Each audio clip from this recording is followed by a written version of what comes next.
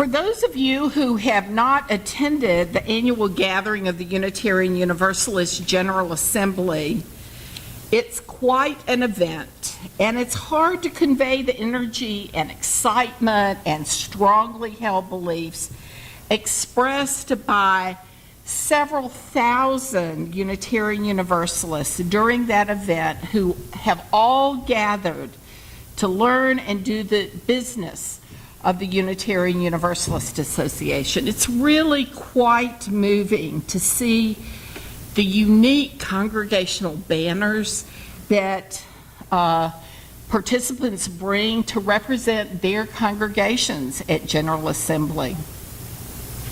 The theme of this GA, which I mentioned to the children, was building a new way. Given the events prior to GA, the murders in Charleston and the Supreme Court decision on marriage equality, the gathering this year was filled with both horror and elation as participants tried to make meaning of these events. Make meaning as we Unitarian Universalists seek a new way for our denomination and our nation. I was very blessed to hear invited guests Senator John Lewis and Dr. Cornel West speak. Their words have stayed with me ever since I returned, as I continue to hold in my heart the increasing violence in our nation and our state that is focused on race and equality. John Lewis shared a story which some of you may have heard. This was shared during his reflections, and he shared this during the question and answer period. Someone asked Senator Lewis how he endured the beatings during the civil rights movement. Lewis talked about how the love that grounded his life helped him overcome wounds in heart and body. He said that love emerged from his deep belief, from the essence of his faith, that love is stronger than hate. He said more than once during that period that our actions and our core beliefs must be strongly rooted in love, or our actions, even those for justice, will come from the wrong place. It is love that is strong enough to keep one standing in the face of hatred. Lewis also talked about the police officer from Alabama who beat him mercilessly when he was a freedom rider. Many years later, that same man visited Lewis in his Washington office, and the man brought his son. And the man asked Lewis for his forgiveness, which Lewis offered. As I sat listening to this amazing man speak from the strength and power of his love, I thought of the police officer who was a young man when he beat Lewis, and of the young man who murdered 9 innocent people in Charleston. And then my thoughts jumped to Eboo Patel's belief that in this country we abandon our young people by not mentoring them and teaching them the values they need to hold in order to live in a pluralistic society. Could those who chose violence have been taught a better way, the way of love? Where were the people who could have put them and others on a better path, on a different path? Where are the young people in this community who need to be taught that hate and violence is not the way. Might we be some of those people? How can we as individuals, as a congregation, as a community, and a nation prevent young men and women from being so warped by hate that it's only years later that they come to understand their, and I use this word intentionally, their sins, and then, only then, are able to see that they need to ask forgiveness? Or those people live their lives with the guilt born out of the hatred they perpetrated on other human beings. I continue to wonder what we as a congregation are called to do to build a more just community, nation, and world, remembering that Cornel West says, and this is going to be one of my new mantras, justice is what love looks like in public. Justice is what love looks like in public. As a faith tradition that is predominantly white and liberal, we have some work to do. That was certainly articulated in many ways at General Assembly. One of the stories that hit home for me was one that Dr. Cornel West shared about meeting a young white man who said to him, "I'm not racist. My grandmother has some work to do, but I have dealt with my racism." The conversation went on, and then Dr. West said to him, "I am still dealing with the effects of the deep-seated and insidious racism that is ingrained in us and in our society. If I am, as Dr. West said, a chocolate brother, still dealing with the effects of institutionalized racism, I think you still have some work to do."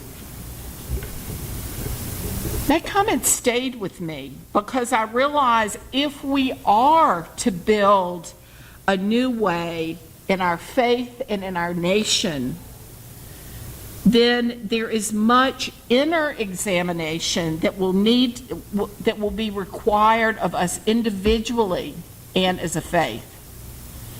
We have some hard work to do to build a new way into the future. As our children pointed out, we know where we are now.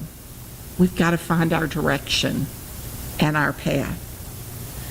Looking within to root out old beliefs, prejudices, and judgments is probably some of the most challenging work we have to do individually and as a congregation. But we can't wait. This work is becoming urgent. We don't have time to do what we Unitarian Universalists love to do best. We can't just talk and decide we've done something. We have lots of opinions, but we can no longer just talk and be observers. Too many people are being lost. The violence in our nation against people of color, against members of the GLBTQ community, against the poor, is intensifying. Most of the violence never makes the news. West reminded us that 22% of our children live in poverty. They live with hunger. That, he said, is a cultural evil. However, that alarming reality isn't newsworthy. Can ethical, compassionate, loving people continue to sit and wait for somebody else to do the work? What more do we need to take on to grapple with the moral evils of our society? I remember seeing a film when I was in high school titled The Hangman. Maybe some of you who grew up Methodist may have seen this. In the film, people lived in fear that the hangman would come get them. So they said nothing when the hangman came for the Jews, when the hangman came for the blacks, when the hangman came for the gay and lesbian brothers and sisters, when the hangman came for the immigrants. Finally, when the hangman came for the people living in fear, there was nobody left to save them. Nobody left to speak up. Everyone could have worked together to oppose the hangman, but they had all gone to their deaths. The message was clear. As people of moral convictions, we need to stand with those who are being victimized. That image has stayed with me my whole life and often will inform my decisions about what I need to do, because it speaks to the ways fear can divide people and keep us from doing what is right. Our faith must be grounded in the firm belief, first, that we are not alone, that there are people working beside us. It needs to be grounded in the firm belief that love can overcome hatred if we have the courage to act from a place of love. To do this work, Cornel West reminded us to remember where we're grounded. What are our values? What are our moral beliefs? Because we are not separate from these issues. We can no longer talk about issues and think that we have made a difference. Nor can we delude ourselves that we are better than other people. I think this is one of the challenges of Unitarian Universalists. We sometimes get caught up in, well, we're not them. Each of us, myself included, has our own work to do on our latent racism, homophobia, anti-Semitism, classism. This is going to be really hard work. And this is work that needs to begin here before we can ever step out into the larger world to work on justice. As Unitarian Universalists, we tend to think of ourselves as rugged individualists. With the state of the world as it is today, we can no longer hold on to the myth that any of us is self-made, that any of us is created by our own intelligence and only our hard work. We can no longer believe that we can do the important work alone. West challenged us to remember that we are who we are because of those who have come before and those who have loved us. We stand on the shoulders of those who cared for and worked for us, those who gave us guidance when we needed it. Now we need to be the people who will allow the next generations to stand on our shoulders, to stand on our acts of love and compassion. We are here committed to the journey of love because someone injected love in us first. And it is that love that can sustain us, that will continue to sustain us and give us the courage to go forward when we're frightened and weary. So it's time for us as individuals and for our congregations, our Unitarian Universalist congregations, to do some critical self-examination so we can choose who we want to be and what we wish to do with our short lives. Or, as Cornel West said, who we want to be in the short time we have between our mother's womb and our tomb. West went on to talk about the great sociologist, historian, writer, activist, and founder of the NAACP, W.E.B. Du Bois, who at age 89, I want to be like him when I grow up, wrote a series of love letters to the younger generation because he could feel in the late 50s the hunger for a better world. He could feel that hunger in the younger generation. So in his novel, he discusses 4 queries that all people need to grapple with during their lives. So I offer these queries for us to explore personally and as a congregation. The first query is, how do we have intellectual integrity in all that we do? That is, are we willing to be authentically honest about our examination of the information we receive and our perception of the world around us? Can we critically examine the information we take in so that we're able to move beyond our internalized preconceptions and ingrained prejudices? Second, which is tied to the first, can we be ruthlessly honest with ourselves about whether or not our thoughts and actions are truly grounded in our moral and ethical commitments?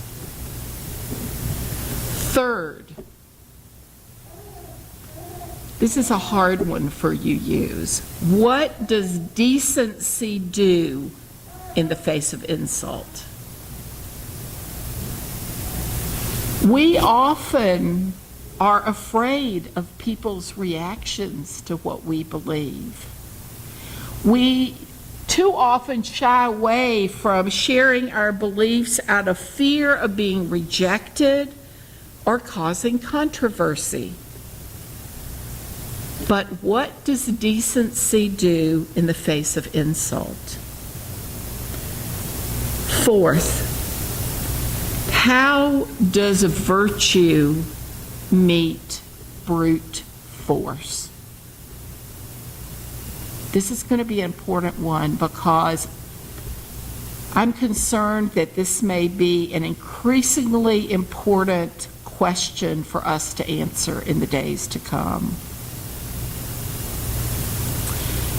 The General Assembly, the people gathered there, made one decision about how virtue will respond to brute force. Institutionally, the UUA is supporting the Black Lives Matter campaign. This is one response we as UUs across the country are called to respond to in the face of brute force. And we need to consider how we as a congregation will act on our Unitarian Universalist commitment to the Black Lives Matter movement. We were reminded, once again, my mantra, justice is what love looks like in public. So Justice needs to be our response to brute force. He proclaimed that what we need at this time in our nation is a spiritual and moral renaissance. It needs to be around integrity, honesty, decency, love, because these values cut across culture, race, religion, sexual orientation, gender, national affiliation. These are universal moral and spiritual values. And we need to find the courage to engage in this work toward a moral and spiritual renaissance, not just for ourselves, but for our children's children. Martin Luther King said, "Cowardice is more evil than violence," and I'm a pacifist. Gandhi said pretty much the same thing. Cowardice is more evil than violence, and I'm a pacifist. So let us shatter our fear and stand up, stand tall, stand up in love. Let us keep love at the center, understanding with humility that we are not perfect people. We're going to make mistakes. But we need to do what we can do to build the beloved community. And if we keep love at the center, then we will find the moral and spiritual strength to do our part to overcome the challenges ahead of us. We are neither saviors nor messiahs, but given what we see in the world around us, we must build a new way that is guided by love and justice and truth. A. Powell Davies wrote, "None of our private worlds is big enough for us to live a wholesome life in. We need the wider world of joy and wonder, of purpose and venture, of toil and tears.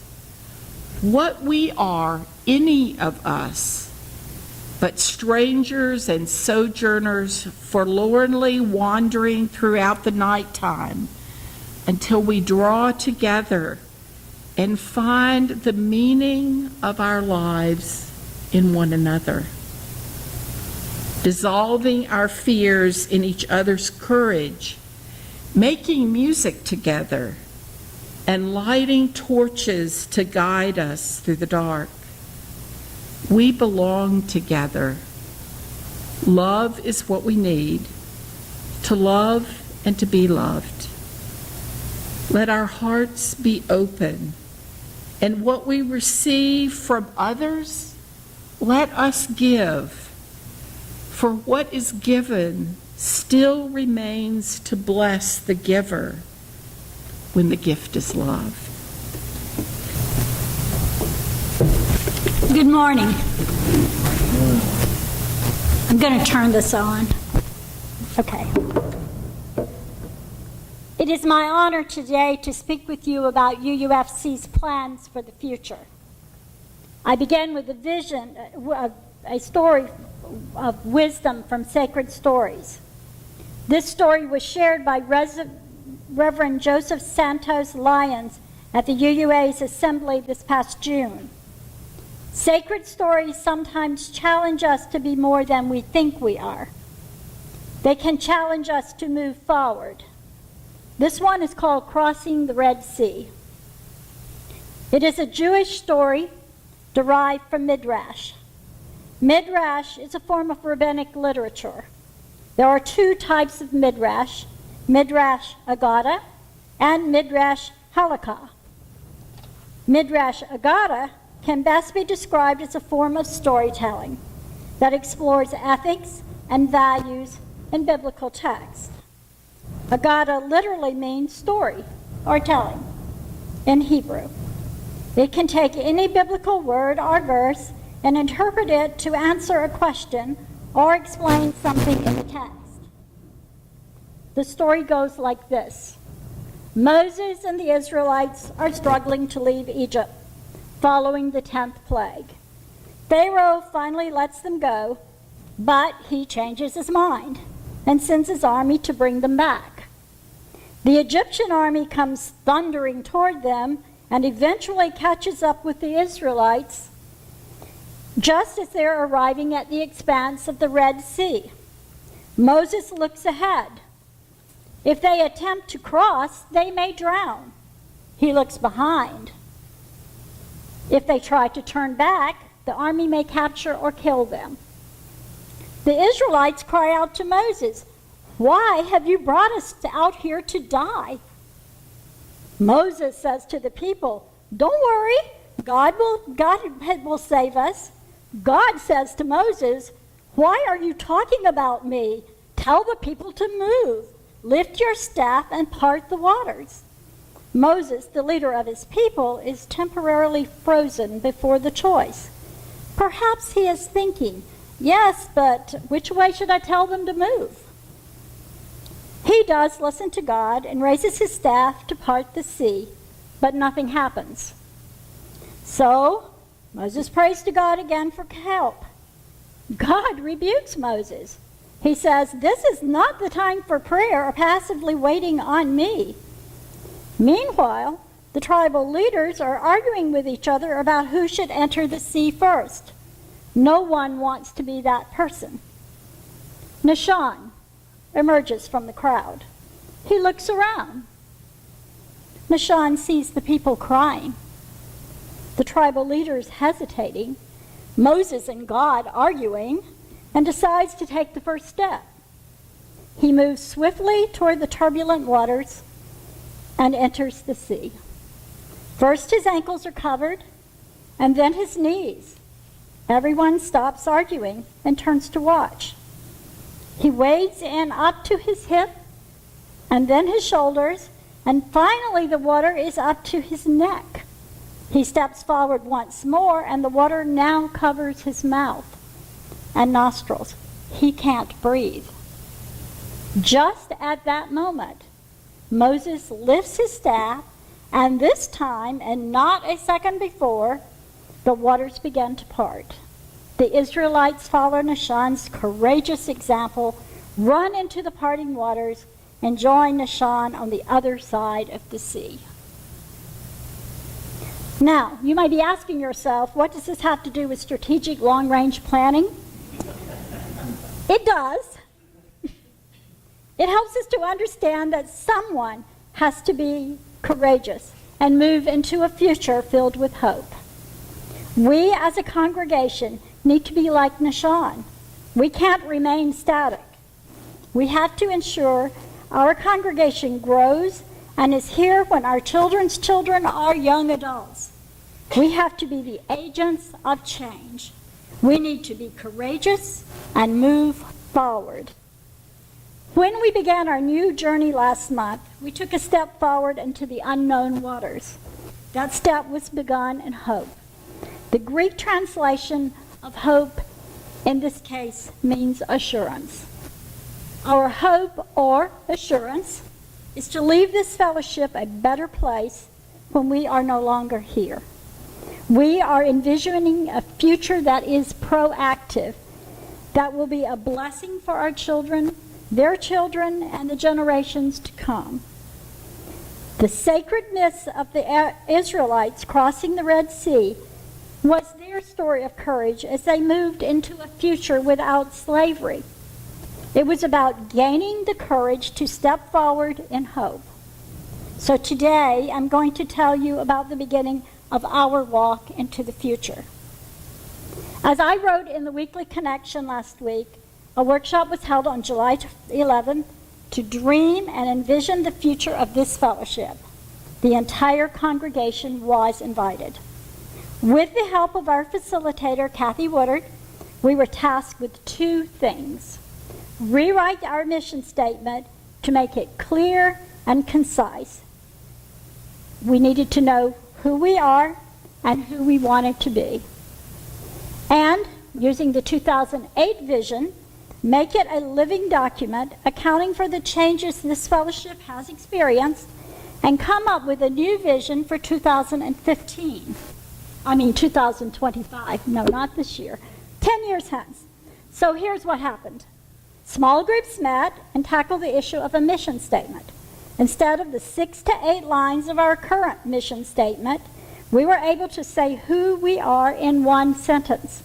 The final draft mission statement reads as follows: We are an inclusive, religious community sharing open minds, spiritual growth, and compassionate action. We then went to work on the vision statement. Again, we gathered in small groups and looked at the 2018 vision and came up with an updated version that used the hard work done in 2007 and 2008 as a beginning.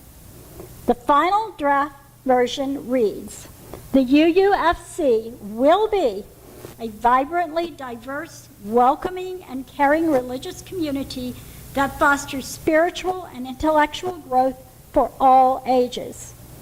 A beacon in the larger community for social justice, care for the earth, and compassionate service. A growing congregation with resources to support high-quality personnel and facilities, and broad participation in shared ministries and programs. So what happened next? At the board meeting last week, we approved a budget that moves us forward into the future. None of us know what that future will bring, but we trust that no matter what happens, we will be a hopeful people who continue to move forward on a path toward a 7% UUA fair share. We do that this year by moving to 5%, which is the lowest level of fair share, while planning to move forward in increments each year to the 7% level. We also want to continue our path to UUA fair share for our staff, making sure they are compensated and treated fairly. It is part of our own social justice. We also want to continue our path to debt repayment, retiring the Keneally note within the next few years, and finally, continuing a path to be fiscally responsible. As part of that step, we have set aside a budget designation to help us replace our very old heating and air system in the next 2 years. Small steps to a better future. Moving forward with hope and courage. Not looking back and settling for what we had, as some of the Israelites did in the story. We cannot be a people who become fearful and continue to do things the way they have always been done.